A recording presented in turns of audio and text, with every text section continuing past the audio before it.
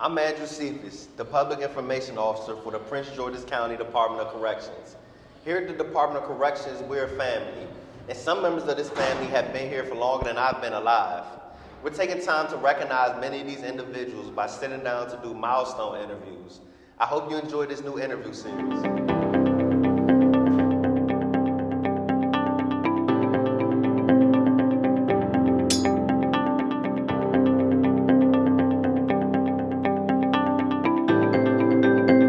Let's just get started off. Where are you from originally?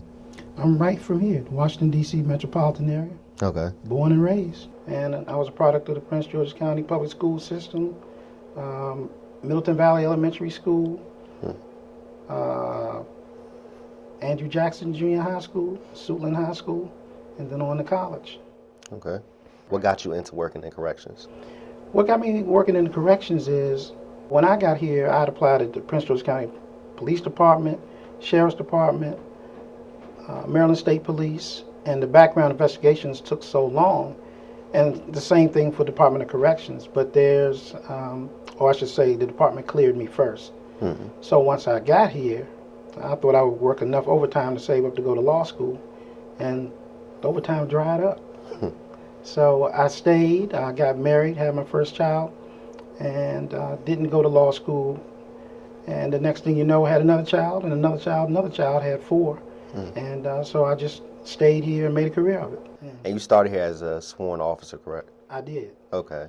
So how many years were you an officer before you made the transition to your civilian? 3.5 years. Okay. 3.5 years I was an officer.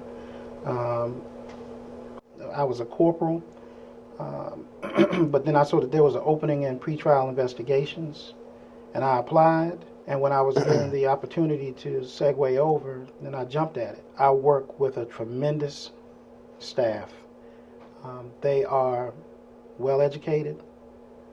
They're very caring. They're very compassionate. The majority of us have been here somewhere between 20 to 35 years. So we've grown up together in the department. But every day it is something new. It's just a nuanced wrinkle that you've never dealt with before. Mm-hmm. And you have to put all those years of knowledge, mine as well as theirs, together to make a learned decision in reference to how do we tackle this particular new issue. Do you have a most memorable event, incident, or situation here since you've been in the jail? Yep, you got to wait for the book. Okay. One of the most exhilarating things that I've had the opportunity to be a part of is to work with staff to get someone out of jail where you don't know whether they've done what they've been charged with or not.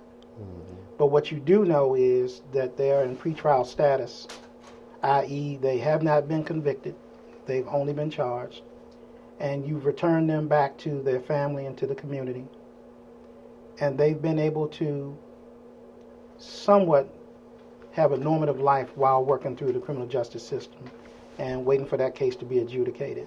And that's happened on so many occasions throughout my career. I want to hang my hat on that. We used to only have disposition court at the circuit court level, but I was allowed to independently go and work with the state's attorney's office, the public defender's office, and the individual that was the administrative district court judge at that point in time. And I said, why don't we have this special court at the district court level? I drew it up, and the director at that point in time was Barry Stanton.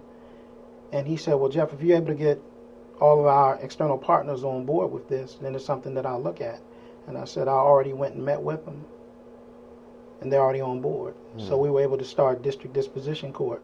But that's one of the things that I'm most proudest of. So in your opinion, what's the most difficult part about working in corrections? It's like the microcosm of a community. I mean, you know, everything goes on here. It's a small city.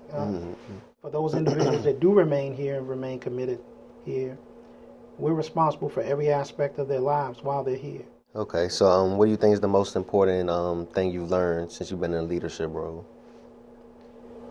Tell the truth. Tell the truth.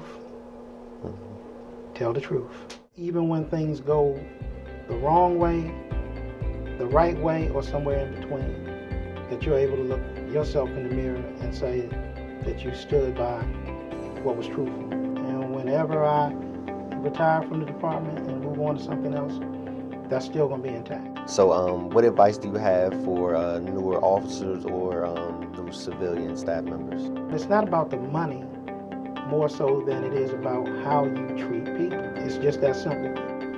Thank you for your time. Thank you. Appreciate it. Appreciate you, Mr. Seafood.